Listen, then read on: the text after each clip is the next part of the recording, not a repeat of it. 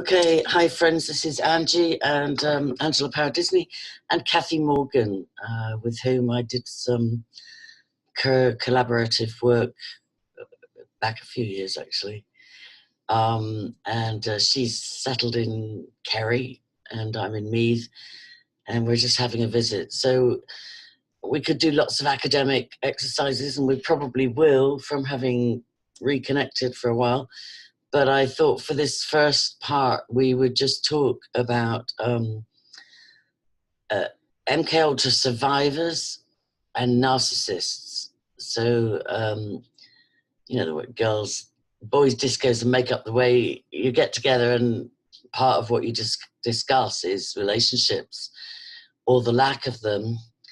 And I think a common denominator with MKUltra, or even just child sexual abuse survivors, is that the biggest train wreck in their lives is relationships. So I'm just going to ask Cathi to catch us up a little bit. I haven't seen her for at least 2 years. Is it at least 2 years? So I'm just going to ask her to catch us up on where her life is at. Just come as close as you can for them, because the microphone's in there. Okay, hi. You'll need to talk fairly loud. Are we streaming? Yeah, we're not streaming, we're just recording. Where my life set is kind of... You'll need to talk loud. Are we on the subject of... Anything. Just catch up what's been going on for the last couple of years. For the last couple of years, I have settled in Ireland I was living in North Manchester. And 4 years ago, I moved to Ireland, and I actually live here now. And I live in a very beautiful place, surrounded by nature. I'm painting, doing art colours. Stunning artwork. I will put a piece of Cathy's art really as nice, the thumbnail. I'll put a piece of Cathy's artwork as a thumbnail for this, and it is stunning. I'm not just, you'll see for yourself, there's a connection with water and being able to capture water. Just breathtaking. It was kind of part of a healing program I was trying to design for myself, and with a lot of help from certain researchers online looking into CPTSD who have it themselves, and very bright. I've been really immersing myself in healing from CPTSD, and it's going really well. Yeah, it's complex post-traumatic stress disorder for people that aren't familiar with that term. Which survivors always have. Yeah, yeah. Yes. So, you know, in discussing, talk to us about this thing that you discovered with the inner critic and the outer critic, because a lot of the healing journey is to break programming. Yeah. And these kind of programs are not so self-evident.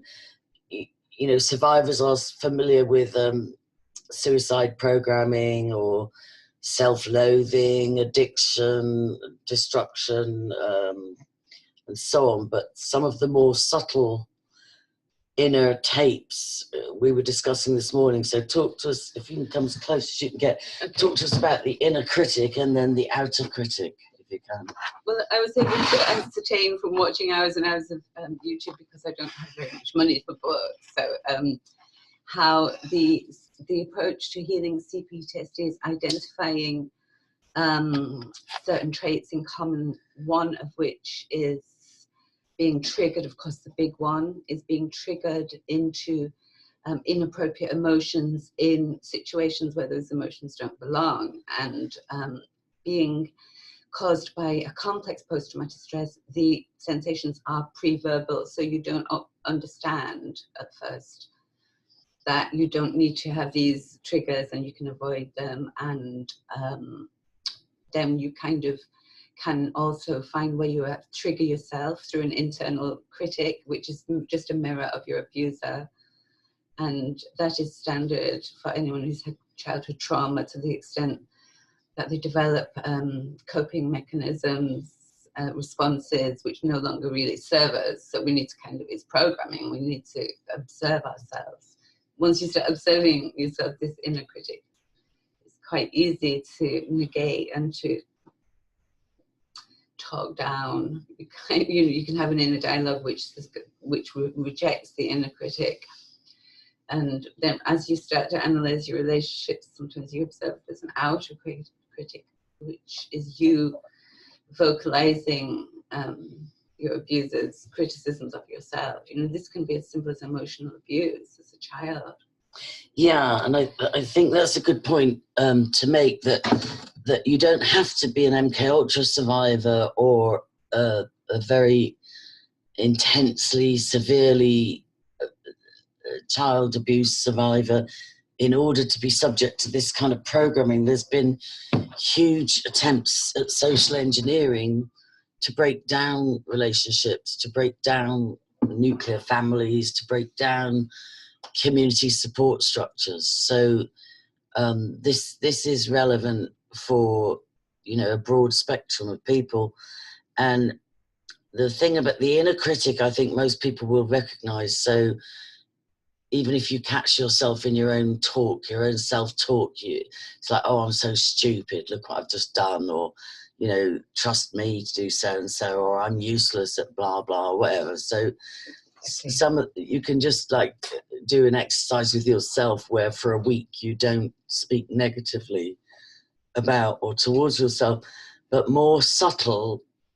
When we talked this morning about the inner critic and the outer critic, is if we don't want to take responsibility for still running old programs, we can externalize and manifest an outer critic that looks like it's not us. So we can attract a person, you know, a man or whatever, into our lives who turns out to be, you know, it's like, oh, I don't know where that came from, he's awfully critical. But it's a manifesting by proxy. Instead of, you know, you may have dealt with criticizing yourself internally, but you haven't yet realized that you're still attracting critics into your life and into your inner circle. You're not putting up boundaries, you're not expelling the narcissists, and so on. So there's a fatal attraction between empathic survivors and narcissistic abusers until we break that little dynamic, and until we say to ourselves, well, I attracted that person into my circle and I embraced and put my boundaries down for. So we're not responsible for somebody else being abusive, but we can question ourselves, like, okay, where are my boundaries? How long did it take me to give them the boot? How much did I tolerate before bailing? You know, so if you can talk a little bit about what responsibility we can take and talk a little bit about that. Yeah, you're spot on, Angie, and that was a wonderful summation, because I've been getting a lot of this information from Sam Vaknin and Richard Grannon's channel, which is focused on dealing with particularly narcissism. Is that the guy that's a foreign nationality that specialises in talking about narcissism? Is that the guy or not? Richard Grannon is a Liverpoolian psychologist who runs a very popular channel whereby he totally focuses on recovering from inappropriate responses, which is CPTSD. It's complex post-traumatic responses that are still in the present that you don't need anymore. He's very good, but it all links in with CPTSD and narcissism, go hand in hand, because yeah, I see that. It's so common to have and now this is why when it's interesting in terms of programming, because people who have got MKUltra red flags in their background find the narcissists that come into their lives are also linked to MKUltra. Yes, and this is where you question, is it handler? Are they sent in? Is there an agenda? And the difficulty in establishing the truth of that is that there seems to be vast amounts of MKUltra survivors who quite frankly are and have been assets, but they're not on any salary. It's like Holly Baglio says, you know, I want my salary, you know, and my health benefits and my pension. You know, if I've been used so nefariously and so surreptitiously, where's my salary? So there's this generation or two of MKUltra survivors who have still been used and sent in on others and moved around on chessboard by an invisible hand. But if you throw around accusations like he's an agent or he's an asset, you kind of neutralize that by saying, no, but he's broke, or if he was, he'd have plenty of money, or, you know, he's not on any government wage remuneration package or so on. But this is just a duping thing. And we do, you know, depending on where we're at with our healing journey, we do tend to attract handler types, not just narcissists, but wounded in ways that we recognize. And this was something else we discussed this morning, was there's an attraction. I've got a theory about your brain pathways being diverted through trauma when the brain is in the formative, you know, first 7 to 12 years. When your brain pathways are forming and the brain's still growing, if you endure ongoing chronic trauma during that time, a side effect, and definitely I don't recommend this to anybody, but a side effect is diverted brain pathways, which accesses different variations of genius. So it might be photographic memory, it might be psychic abilities, it might be, you know, autistic qualities, or I've got audio photographic memory. I can reproduce conversations and the exact intonations and so on. I've got an audio. And then when we see that in somebody of the opposite sex, there's an attraction because there's that mental acuity, that mental gymnastics, which was never meant to be accessed through trauma and torture. But you'll recognize it amongst the elite. They'll share what looks like a quick-wittedness or a tendency towards genius, and you think, oh yes, that's attractive, I'm like that, not realizing that your woundedness is interacting with their woundedness. So let's kind of explore that a little bit more. Just stay as close as you can. It's extraordinary because our research in terms of our own looking into social engineering and trying to sort of spot it in our own lives is leading some of us researchers that are working together to look at how delinquency was exploited by Tavistock and the children's homes, and how they link in with MKUltra doctors. Indeed, the establishment, as the establishment really does. And therefore, we feel that in some sense, I wonder about the cybernetic Macy conferences and how they were already programming electromagnetically ponds full of algae to do certain behaviors as a whole. And so I wonder about programming and the way that we do attract these people in unconsciously into our lives.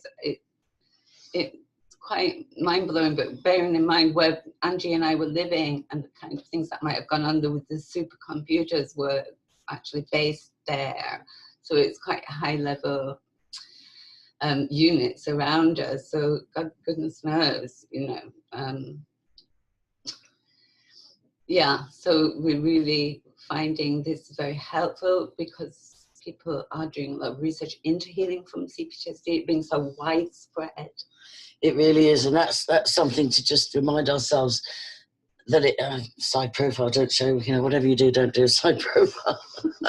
We're both 61, you know, and we're unabashedly still whistleblowing and still surviving and recovering. And we just, you know, we have plenty of academic information to update on, together with another survivor from the UK who's already a published author, but has asked us to bring forward some of her research at this time for different reasons, and we'll be happy to credit her with that research as and when she's able to put her name to it. But the research is tying up more and more, and Bath still remains a hub. Oh gosh, I'm so sorry. I'll let you take over for a minute. Okay. Hello? Yeah. I research in Bath as a hub, yeah, because as Angie and I were both in the same school system in Bath, the Catholic Jesuit school, I say. headmistress there. I was in the final year of the junior school, and Angie was in the first year above me at the Convent. So that led us to take notice of Bath, and we also noticed Bristol was quite a hub of population studies at the time, and there was a eugenicist flavoured hub of people meeting, hobnobbing together, and there's been some interesting links around that organisation. Yeah, did you talk about the one I mentioned to you that came up a few days ago? What was that? The Bath Institute of No, it was that charity. Oh, Designability. Designability. We've got some very interesting leads on that, and connections to Sarah Phillimore, solicitor, resident in Bradford-on-Avon, now moved to Plymouth. Big buddies with Karen Irving, and previous apparent enemies with Barbara Hewson, QC. So we're getting some really, it's all linking up. It's linking up to Finchley Road, it's linking up to the Hampstead case, it's linking up to the Bath studies and the Bath hub of social engineering and MKUltra, really, to be honest. Corsham Computer Centre, Rudloe Manor, which is being allocated to GCHQ as a satellite base for that. We'll wait and see if that manifests, you know, if that turns out to be true, but that's pretty good intel. So getting back down to brass tacks, can you go through, just in generic terms, how one would get involved with a narcissist? There's a meme that I saw, which I loved, which is a woman saying to a guy, I've made a lovely scarf out of all the red flags I had with you. And you see this floor length, you know, there was this red flag, there was that red flag, there was this red flag, there was this red flag, and I've made it into a lovely scarf. So, but we downplay that, but in actual fact, it's a path of ongoing self-destruction, and also has impact on our families and our loved ones, because we literally get paralyzed and debilitated from this past programming running of being drawn to handlers or fellow victims of MKUltra, or just plain old narcissists. So can you talk a little bit, just in generic terms, the whole, because you said the last relationship literally nearly killed you. Literally nearly killed me. Yeah, I went down to, I lost stones in weight, and I just came back stronger. I just found but stay in the presence of, before we go about the recovery, because you've clearly recovered and you've come back. Okay, so this artist, person, but describe, if you can, you don't have to go details. The link to MKUltra for start was phenomenal, because he was very close with someone listed on the S&M page as one of the founders, and he was like a sidekick and worked with What's S&M? S&M Institute. Esalen, oh, the Esalen Institute in California. It just so happens in Ireland I bump into his close, and acknowledged in one of his books by name, etc. But you know, I just think it's just amazing that I was studying MKUltra, and then I happened to attract someone. I don't even know that until after I finished with him, actually. Which makes you wonder again: is it a sentient person, or are we acting on a default program where we find each other? I'm sure it's more of a default thing, feels more of a default thing most of the time. You know, I think you get a different sensation if someone is live, kind of sent into you. I feel you would be more obvious. And how would you describe the dynamic? And I've done this to myself many times too. How would you describe the dynamic of, you almost know immediately that this is a narcissist, or this is a survivor or wounded one, but you override it? Can you explore that dynamic a little bit, where you don't listen to yourself? Oh my God! when I come let you know when I find out. Yeah. Well, I talked about one way I managed to defuse that. It was a cycle for me of keep having disastrous relationships and then realizing with hindsight, it's like that guy was so cut out, predictably, you know, a handler, and not realizing, or not being willing to realize that till afterwards. And one clue I found, which is not for everybody, but for me, I decided not to get intimate, even if I had all the symptoms of being in love, not to have sexual intercourse, for me was a powerful self-protection tool.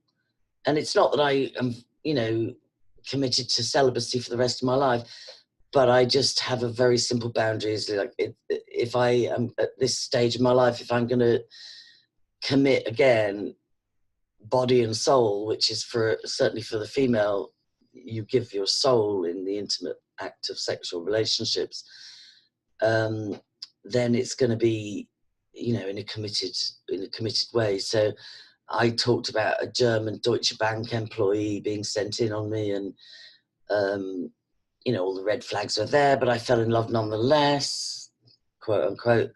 But I held back from the intimate side of things, and therefore within about 2 months I was able to flush out his real agenda and his real limitations. And you know, other than being a bit upset for a couple of weeks, I was able to recover much faster than if I had gone along with the illusion that, oh, this is it, and he's the one, and let's move in together and introduce him to the children, and everything's going to be wonderful. And so it's not a very nice, you know, we've been socially engineered into, if it feels good, do it, and, you know, intimacy is a healthy part of life and so on. But for me, that was something that stopped the cycle of keep getting into abusive relationships. Funnily, independently, I also decided to have a period of celibacy where I could specify that, and the amount of programming, other people's programming, I didn't get caught up in anymore. It was so relaxing, you know, because you're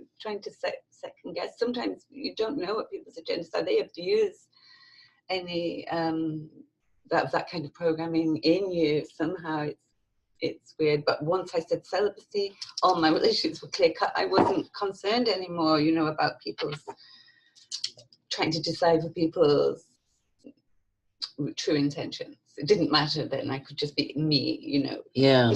And talk about the thing as well, because I've done this, and I'm sure so many people listening have, where you lose your real self in a relationship. Here's a red flag with hindsight. So Cathi was describing this. How long would you say that relationship lasted? 6 months. 6 months, but very intense and very destructive, and huge recovery that Cath had. We kind of merged immediately. It's symbiosis. Symbiotic relationships are where you lose each other and nobody's fully themselves anymore. It's like the combination of two people in what's not a healthy way. Talk about how you lost all your sense of who you were and your talents and your academic pursuits, and you were just this cooking. Oh no, I don't want to really go into any more details about that particular relationship, because it is still in my soul. Can you talk? Okay, I understand that. Personally, I understand that. You know, but the fact is, it absolutely fit the pattern that we've just referred to. Can you talk generically about when? Because so many people, myself included, lose a sense of who you are because we're programmed to so merge with the other person, and a lot of us have people-pleasing programming. So we'll cook and I was in my marriage, I tried to be the perfect wife, the perfect mother, the perfect church person, the perfect everything, and totally lost who I am. So what's the difference between being in a relationship and losing who you are, and then coming out of the torment and recovering from nearly dying and so on, and then you discover this ability to paint, which is off the charts, which is left brain coming to life? Can you talk about that? I can't even explain what happened. I was so committed to something within myself that I couldn't contact through my outward experiences, or my left brain is that the one, like the analytical brain. So as soon as I allowed myself to pain, it was like a lot of healing took place, because I was doing something else. Phenomenal. So it wasn't trying to rationalize your pain or your recovery. It was, you just discovered a self-discovery, a self-expression tool. Somehow I just got so triggered and programmed, in the relationship. It was so intense that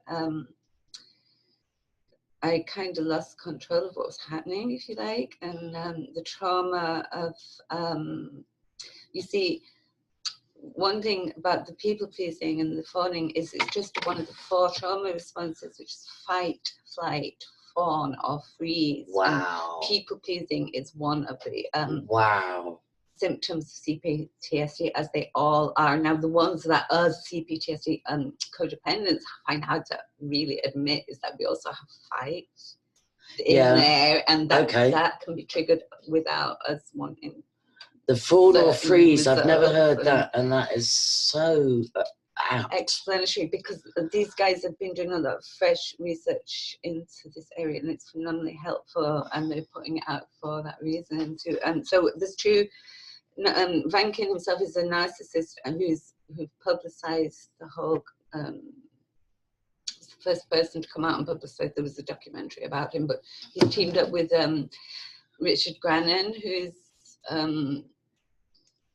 who put a lot of coaching and analysis out. He's very bright, and he explains it in a very accessible way for normal people, kind of thing. You know, he's very funny with it, and yeah, he's worth Spartan Life Coach. Definitely recommend. I followed him for a while, and then I got offended with something he said. I can't remember what it was, but it offended me, so I pulled back. There's many resources out there. He's just one example of all the different. Not everyone. Narcissism is one of the maladies of our century, you know, and there are very successful YouTube channels out there. There's another guy. He's foreign. I can't remember his name, but he is a fully self-admitted narcissist, and you know, he does some great work. He's published books. But in some ways, it's regarded at some level as incurable, which is a bit sad, a bit, you know, a bit of a lifetime injury from childhood trauma. Well, Sam Vaknin is a therapist who has devised some cold therapy for actually, it's not incurable, he says, and it's actually another a symptom of CPTSD. The actual narcissist is also in that cycle of CPTSD. It's quite extraordinary. The new work that has been, you know, the new insights into this is very interesting now. Yeah, because I've had relationships where the man has been hugely attracted to my independence and my fearlessness. So, for instance, when I walked away from my marriage in 2001, I was this incredibly capable. You know, I rolled up with a Jeep and a horse box. I had, you know, I always say I had 3 horses.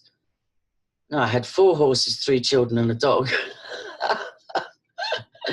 And, you know, and so I was just this incredibly capable, you know, and I was so thrilled to be free from a marriage which was engineered.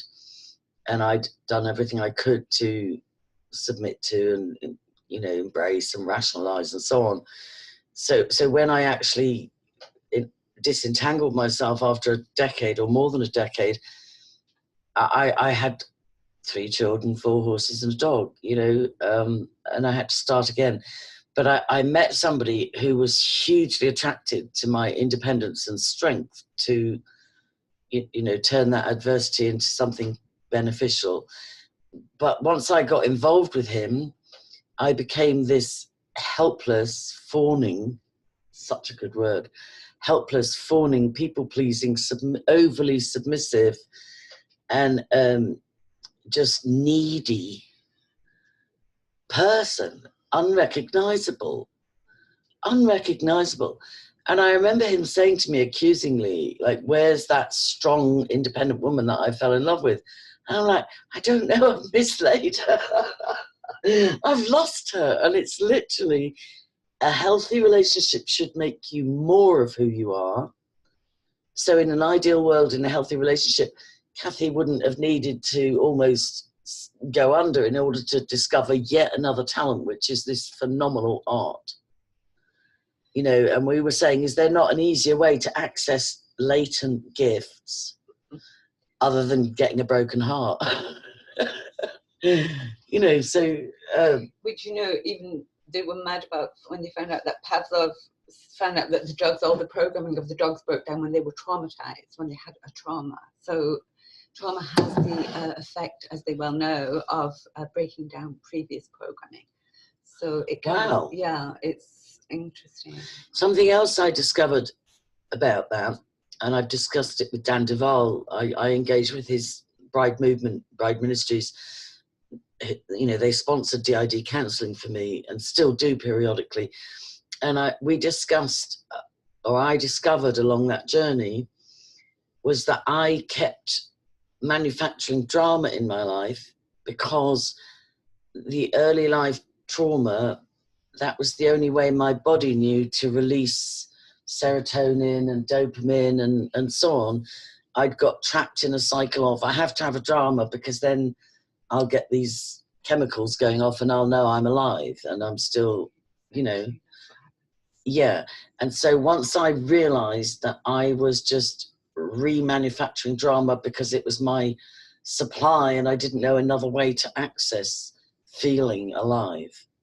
And so as soon as I identified that I was, and this is the same thing I'm saying again about if we've identified our inner self-critic, but we haven't quite yet got a handle on the external self-critic, and we don't want to take responsibility for that, so we keep manifesting people that are hugely critical towards us.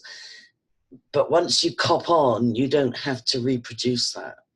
So would you say, because at 61 I've kind of almost given up on having the tools to have a healthy relationship, and I'm fine with that. Like I can be just content on my own, and if I had a relationship, I'd like to think I would have a good support system that would say to me, don't go there, you know, you've got red flags everywhere, hold back, have some boundaries, blah blah blah, you know, and people that I would trust. But would you say you're any better equipped from say, for instance, whichever, say in the last 5 years, when you go on a learning curve, no matter how painful it is, and you come back stronger, do you think it equips you any better?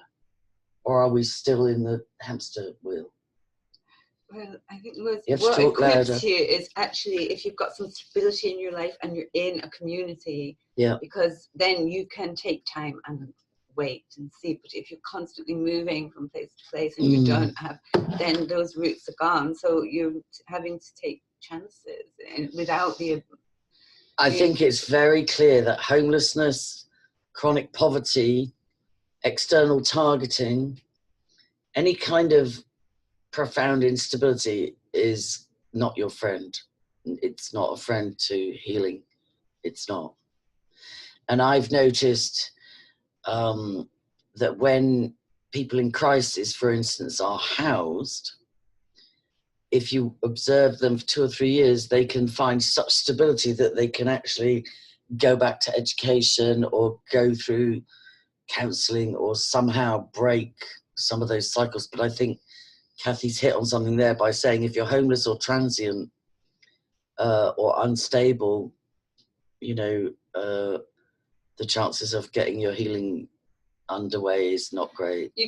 Somebody could almost predict what kind of person could attract you if in those circumstances. Yeah, without if they seen, and that goes back traumatic background. If they seen, you mean you'd attract somebody equally traumatized? Yeah, they could.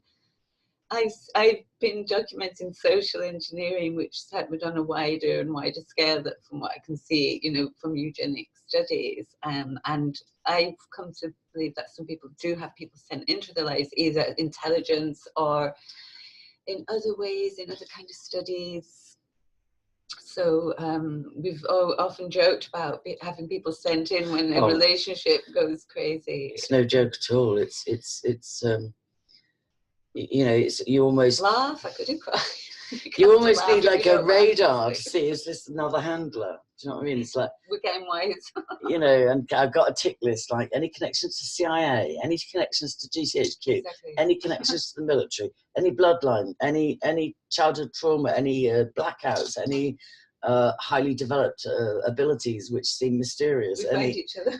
Yeah, you know, and it's questionable whether two MKUltra or child trauma affected adults can find a way to healthiness together. I don't know. I don't know the answer to that. But I realise now I need to find the healthiness in myself. It's almost like having a relationship now where I've come to that way, you know, uncovering new aspects. And that's what was brilliant when you said the inner critic and the outer critic. And we listened to Harold Kautz-Vella this morning, and he was talking about, you know, that we need to find the trauma in ourselves, we need to find the darkness in ourselves and heal it, and so on and so forth. And my point is, that's true, but if we never get a social conscience along with that, we can just become narcissists. Narcissists attached to, instead of being overtly narcissistic, say, for instance, of being consumer, you know, money driven or possessions driven, you can still be a narcissist driven to self-healing. If you don't balance it, of course you have to heal yourself, and then the overflow of your own healing will show up around you. But if it's all about, I can't help anybody else because I'm healing myself, that's my contribution. That's the new age. Yeah, that absolutely. Impact programming is precisely hijacking that ability to get everyone to focus exclusively on themselves. And then it becomes just, and then you can just parallel play with another narcissist that's devoted to the same pursuit of self-knowledge. I suppose that was embodied in the 60s, wasn't it, with everybody going off to India to see a guru, you know, and meanwhile being lousy husbands and lousy parents or whatever. So there's a middle pathway. There's a middle pathway with that. So let's just see if we've covered. We talked about, some of them are sent in, definitely if you're MKUltra, and you are sent in upon, there's no doubt about it. I think if both of us took notes on what we thought were previous boyfriends, you know, there'd be a checklist that would go check, check, check, check, check. You know, whether they are conscious themselves of being, some of them are and some of them aren't, you know. So there is the sent in thing, but there also is this, who am I attracting into my own space? Who's coming and reflecting my own woundedness, and what would it take for me to have boundaries that would say, stop, red flag, back off, not going there. You know, it's the quandary of the human race. It's not good for man to be alone, but at the same time, an awful lot of survivors, just abuse survivors or MKUltra trauma survivors, a lot of them opt to stay alone just because this programming is so intense, isn't it? I love that thing you said, which is fight or flight, fawn or freeze. That adds a whole new element to it. So we'll do some academic, you know, we've got stuff to report on that's absolutely nuts and bolts, screen share, this is connected, that's connected, here's the, you know, the kind of work we did, which has had an awful lot of acknowledgement. But we just wanted to sit down and do this just touch base thing on, and I don't want to leave it negative. What good can be said about what we've learned? If we can't pass any wisdom on, what hope is there? That kind of reflection on complex post-traumatic stress is so helpful to survivors. For it was for me and anyone else I'm talking to. There's people coming to see me who've been involved in satanic ritual abuse, and they're reading the same book, the CPTSD book, about getting in touch, not repressing your feelings, allowing those feelings to come out, grieving those past traumas that enable that programming to latch in and anchor in. A lot of it's about body work, and it does translate into leaving you more of a clear channel to be more of an activist. It doesn't just, you know, the idea isn't to distract yourself from that. That is true. And I think we talked about unexpressed anger, where many of us, certainly of our generation, were not allowed to express anger. And so, you know, there's different platitudes which are based in truth, which is depression is just unexpressed anger turned inward, or, you know, pain in the back, or back issues is the back is the seat of repressed anger. Try not to get new agey here, because everybody knows I'm a Christian and I believe in supernatural healing, but there is much to learn in learning the ABCs of what's going on. So, and also under the anger often is fear. Fear, genuine fear for your life as a child when you're abandoned for hours and nobody's responding to your cries, etc. Absolutely. But sometimes it just takes that final trauma as an adult to really, and there are safe ways to express anger. One of my favorites, I haven't done it for a few years, but one of my favorites is to get some old junky plates from a charity shop or somewhere, and then find a safe space to smash them against a wall. I love it. It's like and then I go and sweep it up impeccably and make sure there's not a shard left, but there are safe ways, you know, to express anger and sadness and the kind of feelings that are not so socially acceptable. It's crucial. One part of healing is to understand that you don't have to respond on those feelings in the moment, and that you can take them home and find out what's going on, so it helps. Yeah, because I get a delayed anger. I very rarely allow myself to be angry in the moment, but I'll go home and think, what was that? And then I'll process it, and then I'll get in my own safe space of my own home. Then I'll get the emotion of anger, and it might mean I'll write a letter of complaint, or I'll take some action or whatever. But I find when the anger isn't appropriate, that's when you may feel shame, but also these feelings of shame, anger that aren't appropriate, that's what will take you into clearing where it has been triggered from the past. So that's still in you, the programming. So it's very helpful to do that. It's absolutely... To express it in a safe space, you mean? Yes, and then find out where it's come from if it wasn't appropriate. Okay, If it was not appropriate at the time. Yeah, because the other question to ask yourself is, if you're feeling rage or overwhelming sadness or some profound emotion, sometimes it's worth tracking, okay, what triggered me? And it may not be that something that happened 2 hours ago, it may have just reminded you of something that happened 20, 30, 40 years ago. So that's worth tracking as well. So we're not trying to be... This is if you have CPTSD. Complex post-traumatic stress disorder, which is, you know, it's a name, it's a label. There is supernatural healing, but sometimes we have to walk out the healing. You know, it says... even in the scriptures, it says, walk out your own salvation. You know, it's a daily, you have to get out of bed, you have to do what you've got to do, you've got to deal with obstacles and frustrations and tribulations and persecutions and, you know, disappointments and so on. But I just want to congratulate Cathi on the, you know, not just coming back, but coming back with a whole new self-expression in her artwork, which is just stunning. And yeah, we'll follow this up with some academic work, but we just wanted to touch base. Girlies in the kitchen. God bless. Anything else before I end this one? I think that was good. No, I think that's a nice note to end. All right, Cathi Morgan, how can people contact you? If they want to, can you be contacted, or are you still in a private space? I'm on Facebook. Yeah, you'll see me on Facebook. Cathi Morgan. And I'm Angela Power Disney. I'm on Facebook when I'm not banned. Or I've got a blog, Angela's Caches, a website, angelascaches.org. No apostrophe. And Caches is C-A-C-H-E-S. We'll be following up on this. Oh yeah, I've got a YouTube channel with some of my presentations and interviews. Some great on a playlist on my channel. Yeah, some great work on a playlist. Do check that out.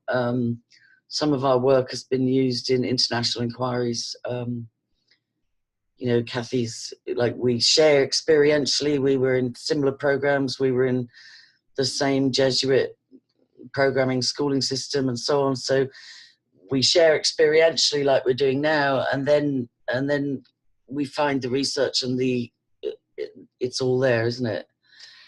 Yes, we came up with all sorts of ideas about why this happened and what was going on, and then when we did the research, it's absolutely corroborated it. It was mind-blowing. It was mind-blowing. And even Cathi was saying on this visit, everything that we suspected and explored has been totally corroborated. That's what the documentation is throwing up. The evidence has backed. It's not that we found evidence and imitated it. We shared experiences and then found the evidence that corroborated it, which is very comforting.